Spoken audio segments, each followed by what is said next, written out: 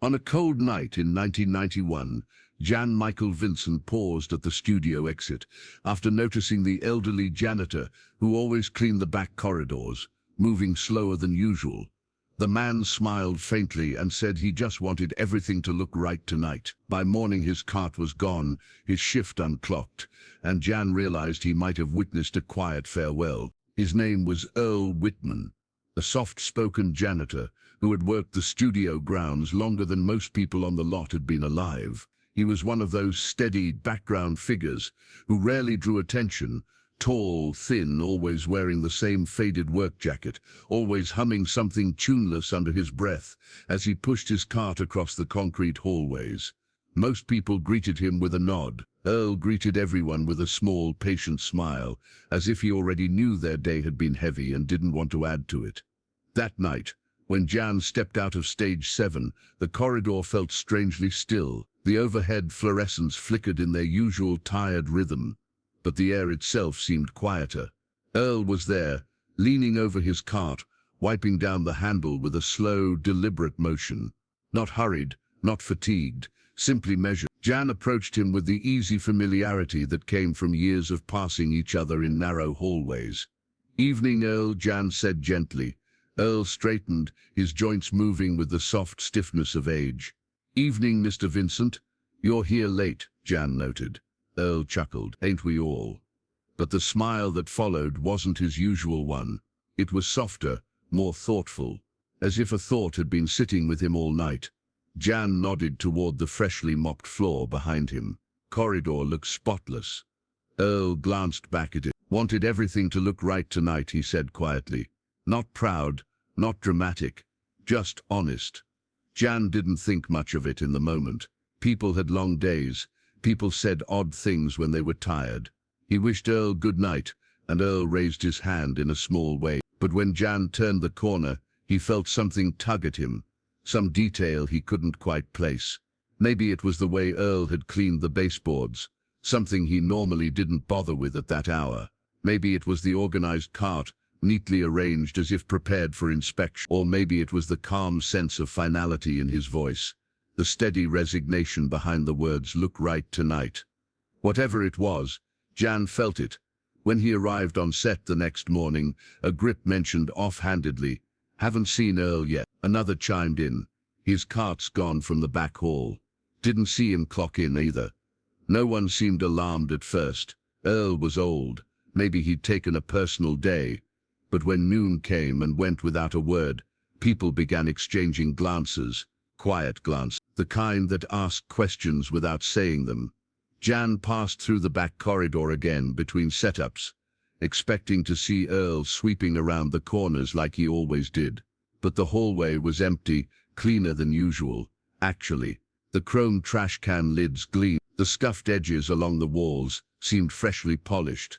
It was as if someone had spent extra time tidying the spaces no one paid attention to.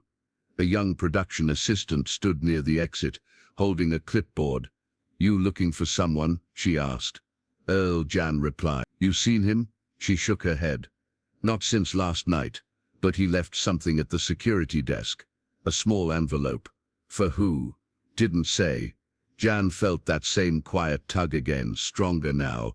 Clear. Something about the night before, the careful cleaning, the unhurried tone. Earl hadn't looked tired. He hadn't looked troubled. He'd looked finished.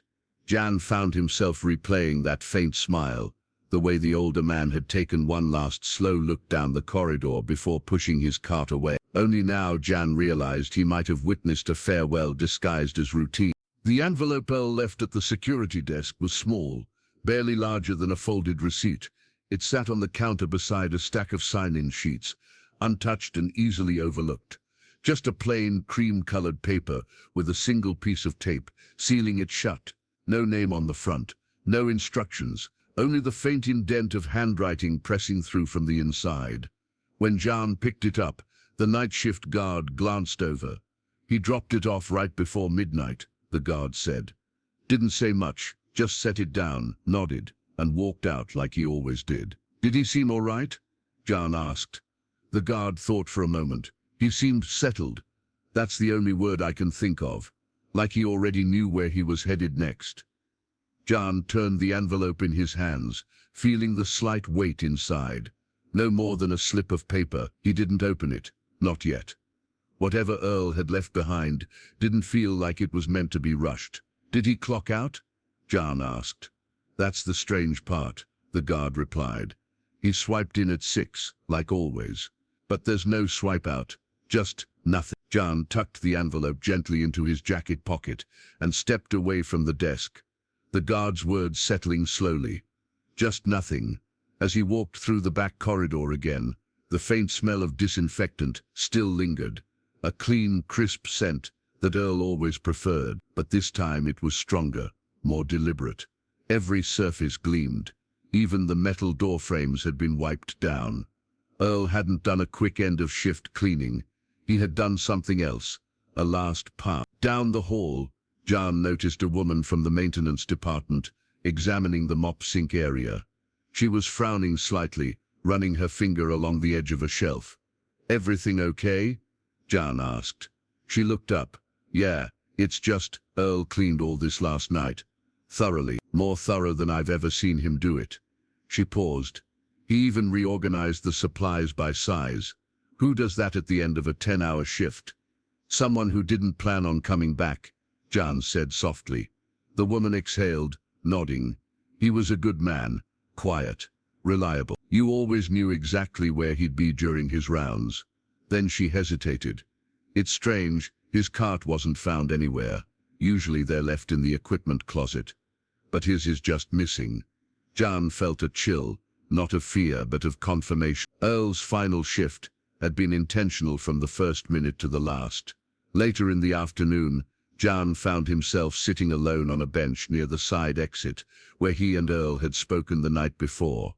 The sun cast long, thin shadows across the pavement. He reached into his jacket and unfolded the envelope. Inside was a single, neatly folded paper. It was a checklist, written in small, careful handwriting, each line straight, each box perfectly aligned. Mop all main corridors. Empty every bin. Clean baseboards. Restock supply closet. Return lost items to security. Lock utility room. Leave hallway ready. At the bottom, one final line. "Thank you for being kind." No signature, no date, just that one unadorned sentence. Simple, sincere, unmistakably Earl. Jan reread the line several times. Earl hadn't written it for a department head. Not for the studio. Certainly not for recognition. He had left it for the place itself. For anyone who crossed his quiet path with even a moment of decency. The hallway suddenly felt different. Not emptier, but fuller in a quiet, human way. Earl's last shift wasn't a disappearance. It wasn't abandoned. It was a conclusion. A gentle closure carried out with dignity, duty and a soft goodbye that most people would never notice. Jan slipped the note back into the envelope and folded it carefully. Earl hadn't vanished. He had finished his work, and he had left the world just a little cleaner than he found it.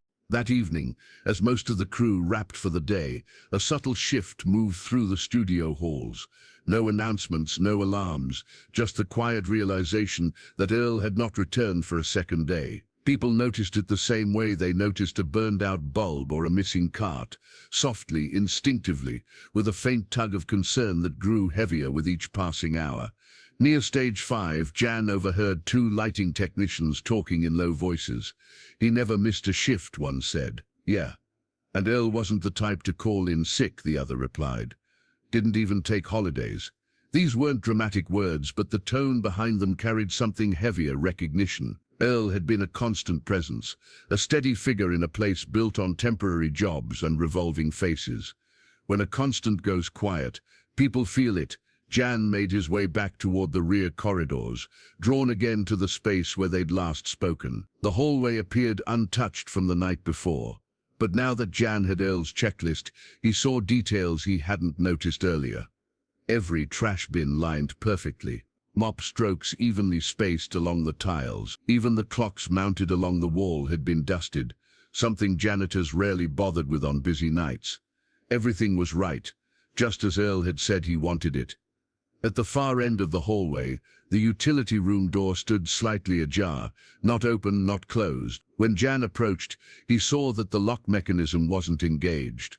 Inside, shelves were perfectly organized, sprays grouped by color, cloths folded to the same widths, bottles lined up with labels all facing forward. Earl's touch was unmistakable. A maintenance supervisor stepped in behind Jan, clipboard in hand. "Strange, huh?" he murmured. "Earl always locked this room, always." "Maybe he was in a hurry," Jan suggested, though he already knew better. The supervisor shook his head. Earl was never in a hurry. Then he lowered his voice. "My guess, he meant to leave it this way." They stood in silence for a moment, both absorbing the quiet truth of that statement. As Jan left the utility room, he passed an older security guard, leaning against the wall. The guard nodded toward him. "Got a minute?" he asked. Jan stepped closer. "I knew Earl a long time," the guard said. "Longer than most folks here. He was an army vet back in the day, stationed in Okinawa, carried all kinds of things with him, but never said much." "Did he mention leaving?" Jan asked. "No," the guard replied. "But last week he handed me something strange." He reached into his jacket and pulled out a small key, silver, worn with a green tag. "It's for the old maintenance shed by the fence. Hardly anyone uses it anymore. Why give it to you?" "Jan," he said. "Just in case someone needs it someday." The guard shook his head. "Thought it was odd at the time. Now, I'm not so sure." The sun had slipped into twilight as Jan walked toward the edge of the lot. The old maintenance shed sat near a chain-link fence, half hidden behind weathered shrubs. He approached it slowly, feeling the air cool around him. The door wasn't locked. It opened with a soft groan. Inside, dust floated in narrow beams of fading light. Shelves lined the walls, holding old equipment, broken tools and stacks of unused paint cans. It smelled of wood, metal and years of neglect. But in the center of the small room was something unexpected. A folding chair identical to the one Earl used on his break. On top of it lay a neatly folded work jacket, the same kind Earl always wore. Jan stepped closer, touched it gently. It was clean, too clean, recently washed, carefully placed, as if Earl had prepared it for someone else to find. A single piece of paper was tucked beneath the collar. Jan unfolded it slowly. It was not a letter, not instructions, not a message, just one line. "Everything is in its place." No name, no date, no explanation. Jan stood there for a long moment, letting the meaning settle. Earl had not walked away from his life. He had completed it. One hallway, one shelf, one final night at a time. A man whose quiet dignity had passed unnoticed for years had left a farewell more eloquent than any speech. Order, clarity, and a gently closed door. Jan folded the note carefully and placed it back under the jacket. He felt no mystery, no fear, only the soft weight of understanding. Some goodbyes are whispered through the things people leave behind. The next morning, the maintenance shed was locked again, the way Earl would have left it. The folding chair remained where Jan had seen it, and the work jacket stayed tucked neatly inside, untouched by anyone else. Word had quietly spread among a few supervisors, but no formal report was filed. Earl had no known family nearby, no emergency contacts on record, just a few handwritten notes in old personnel files, and a decades-long history of showing up, working hard and asking for very little. People responded to his absence not with panic, but with something softer: respect. A kind of subdued acknowledgement that whatever Earl had chosen to do, he had done it on his own terms. Later that afternoon, Dana from post-production found Jan near stage 7, where a light breeze carried the scent of cooling film projectors. "I heard you found his jacket," she said quietly. Jan nodded. "In the shed by the fence. Did he leave anything else?" "A note," Jan replied. "Just one sentence." Dana waited. "Everything is in its place," Jan said. She let out a breath that seemed half sadness, half acceptance. "That sounds exactly like him." "Yeah," Jan murmured. "It does." Dana crossed her arms. "You know, I used to see him adjust the framed posters in this hallway. They'd get crooked over the day, and he'd straighten them one by one, just slightly. No one asked him to. He'd just do it. Jan gave a faint smile. I remember that. Sometimes, she continued, I think people like Earl see the world differently. They fix what they can. They tidy what they touch.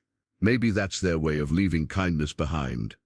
A young production assistant approached, hesitating before speaking. Mr. Vincent? I found something near the dumpsters.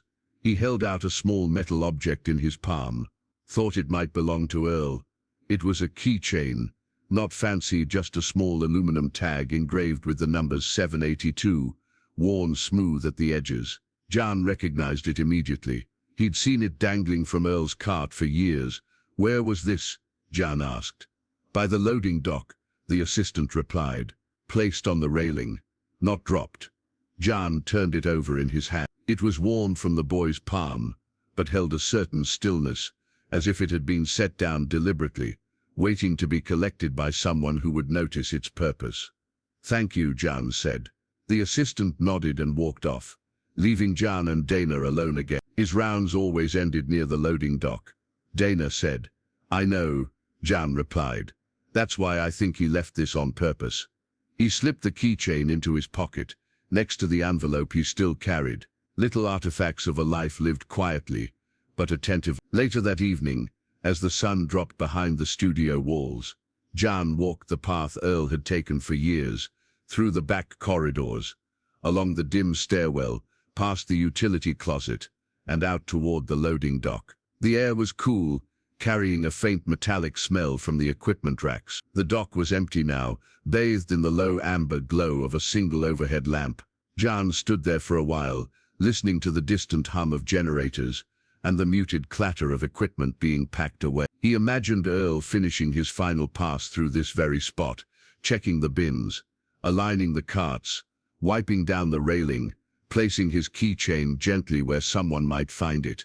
Not to send a message, not to be remembered, but because it was the last small detail he could set right. Jan closed his hand around the keychain, feeling the faint grooves of the engraved numbers. Earl hadn't left chaos behind. He hadn't left questions. He had left completion. A man whose life existed mostly in the background had given the world one final act of order before stepping quietly beyond it. And for Jan, the realization settled with a gentle weight. Sometimes the people who speak the least leave the clearest echo. 2 days later, the studio resumed its usual pace, voices echoing through the sound stages, carts rattling across the concrete, radios calling out shot numbers and lighting cues. Yet the spaces Earl once moved through still held a faint lingering order, like a soft imprint left by someone who treated every inch of the lot with quiet reverence. Jan noticed it on his way to a wardrobe fitting. The corner by stage 3, where a stack of mats usually sat crooked, was perfectly aligned. The bulletin board outside stage 5, often cluttered with overlapping notices, had its papers arranged edge to edge. Even the dusty windowsill in the west hallway had been wiped clean, a small streak of brightness catching the morning sun. Earl had touched everything one last time. Inside the wardrobe trailer, Jan overheard 2 costumers talking in hushed tones. I keep thinking about him, one said. He never complained, not once. Yeah, the other replied. He made this place feel steadier. You knew he'd show up, same time, same smile. When Jan stepped back outside, he spotted something near the base of a power box, a folded piece of cloth, barely noticeable. He crouched to pick it up. It was a handkerchief, white with embroidered letters in one corner, EW clean, pressed, unworn. Jan held it carefully, the fabric soft and weightless between his fingers. Another small piece of Earl's quiet exit, left not as a clue but as a gentle parting gesture, something put down with intention, waiting for the right person to find it. As he slipped the handkerchief into his pocket, a familiar voice spoke behind him. Jan. It was Raymond, the oldest electrician on the lot, broad-shouldered, grey-haired, and known for remembering everything that ever happened on set. You heard? Raymond asked. About Earl? Jan said softly. Yeah. Raymond shook his head. Good man, never made trouble, kept to himself. But a few weeks ago, he said something I can't shake. Jan turned slightly. What did he say? He was fixing the lights by the side gate, Raymond recalled. Said he'd been thinking about clean exits. Didn't know what he meant at the time. Thought he was talking about wiring. He paused. Now I think he meant something else. The phrase lingered in the air. Clean exits. Jan felt the words settle deep inside him. Earl's final days had been filled with small, deliberate gestures, organizing, returning, aligning, finishing. His life had been about making spaces better, leaving them lighter than he found them.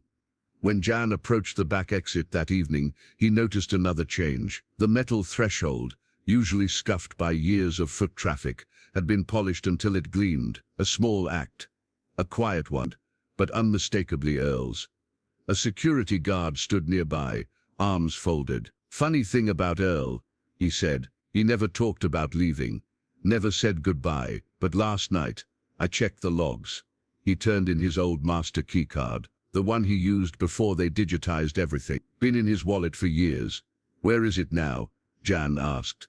The guard nodded toward his desk, placed neatly in the tray, like he wanted someone to know he was done. Jan walked over, looked at the small plastic card resting alone in the bin, scuffed edges, faded lettering, still carrying the warmth of decades of use.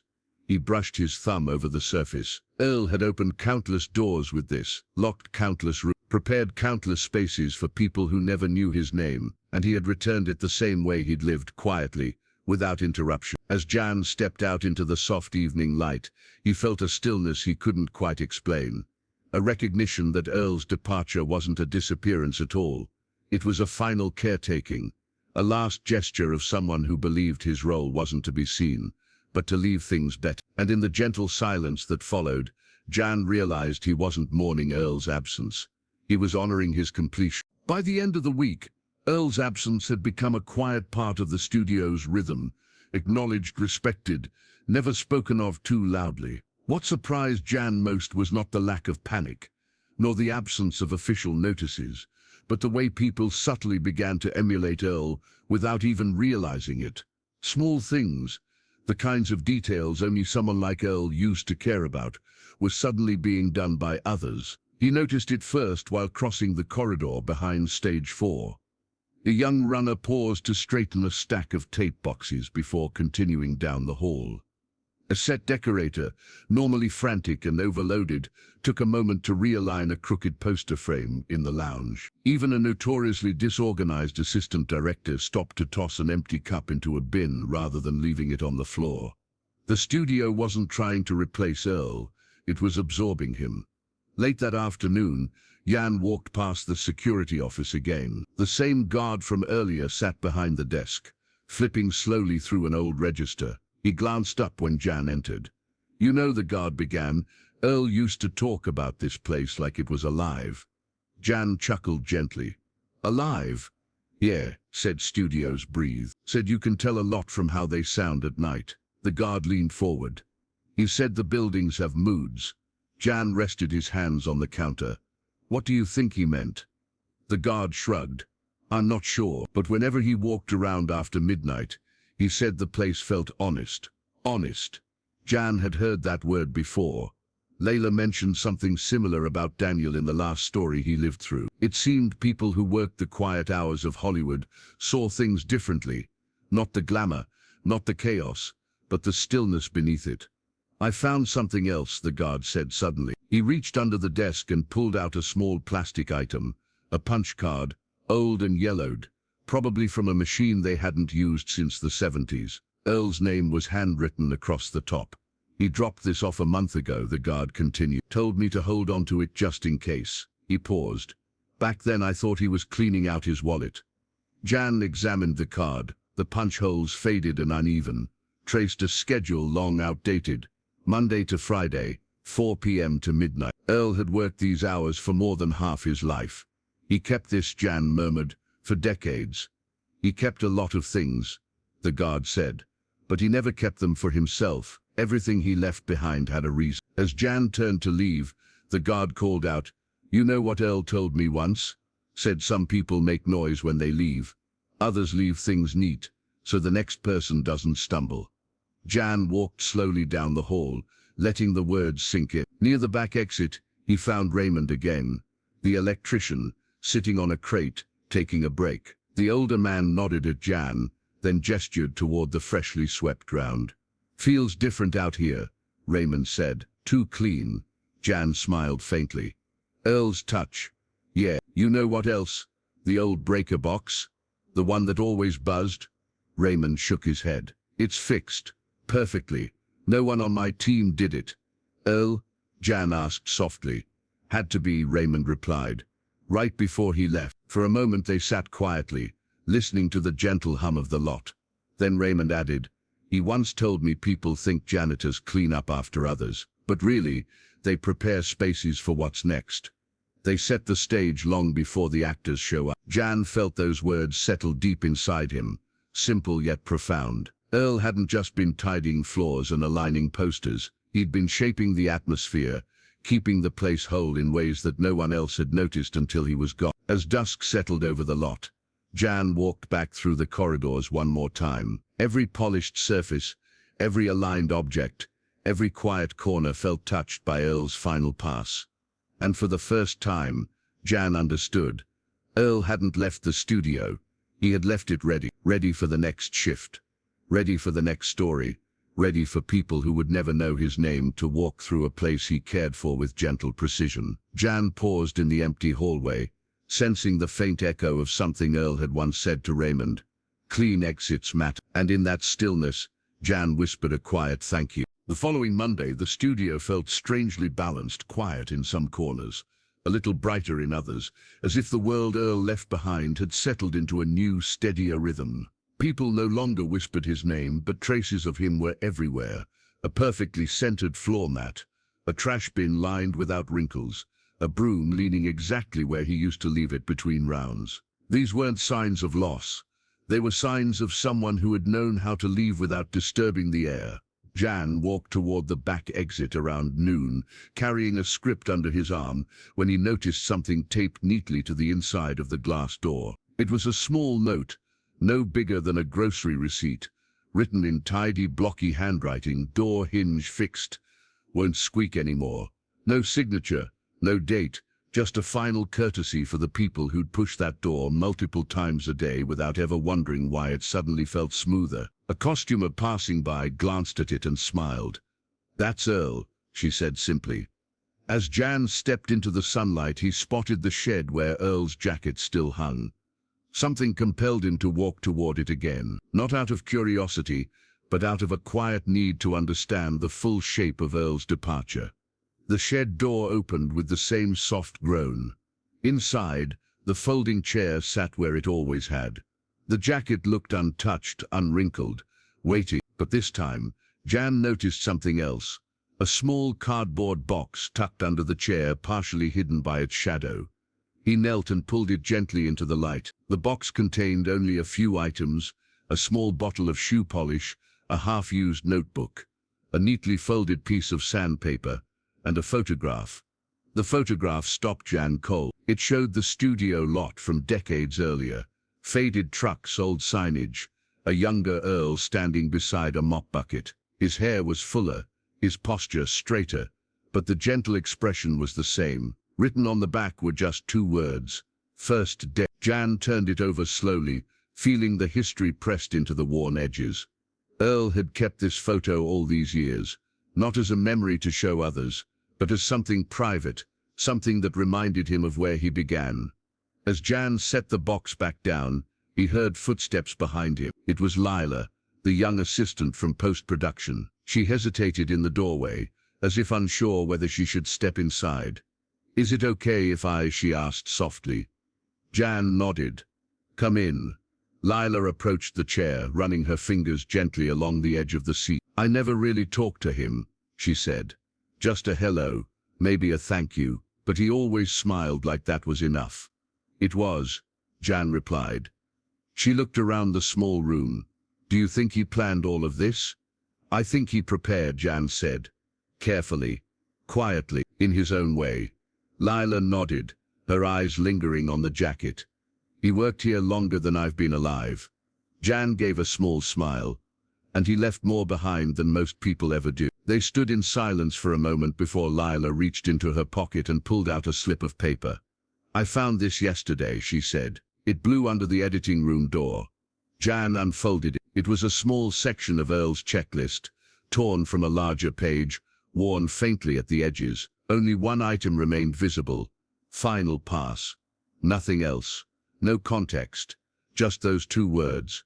It felt like Earl's last step, a task he marked internally, long before anyone else noticed, a quiet intention to close his chapter with care. Lila's voice softened. He finished it, didn't he? Jan nodded slowly. Yeah, he did.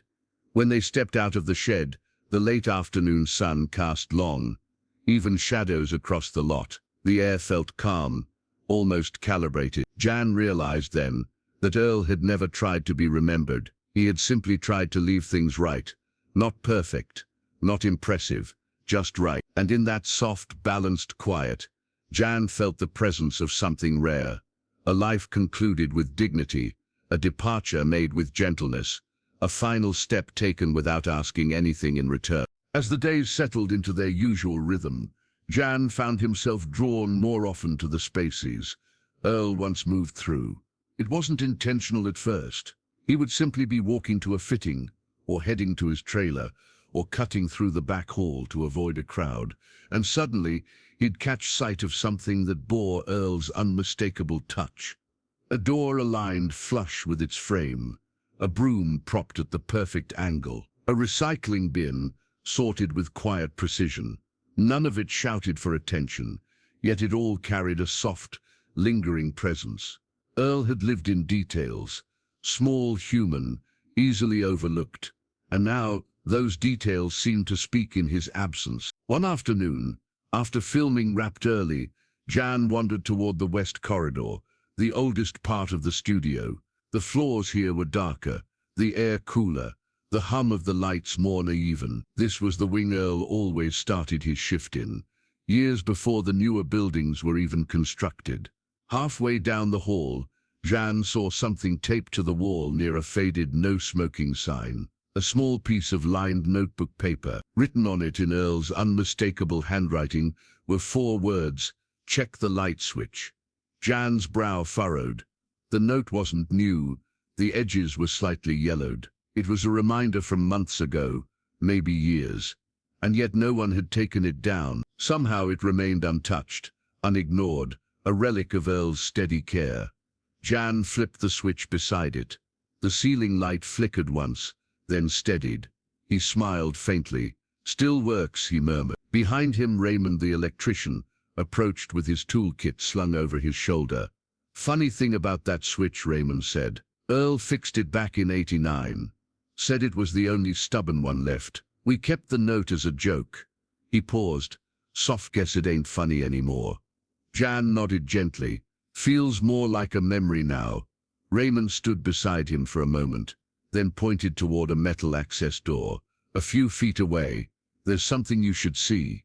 Found it early." Inside the access door was a small alcove that housed old wiring panels and forgotten equipment. The space was cluttered, except for a single perfectly clean square on the back wall. Pinned within that square was a tiny calendar page from on it was a single check mark, neat and deliberate. Next to the check mark, barely visible, was a penciled note. "Start here." Raymond shook his head.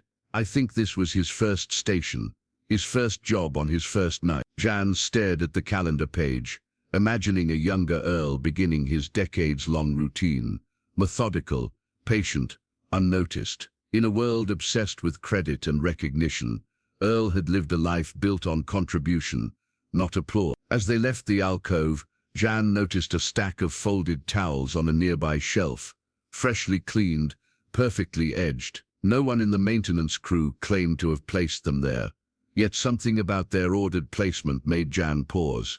"You see this?" he asked. Raymond looked over. "Yeah, those weren't there yesterday." "Someone's keeping the routine going," Jan said softly.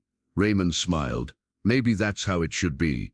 As evening settled, Jan stepped back outside. The sky above the studio glowed faintly orange, the sun dipping behind distant hills. Crew members wandered toward their cars, chatting about tomorrow's call time. The air carried that familiar blend of dust, exhaust, and something indescribably nostalgic, an aroma that only old studios held. Jan landed at the threshold of the back exit, feeling the cool metal beneath his palm. The hinge moved smoothly, soundlessly, Earl's handiwork still intact.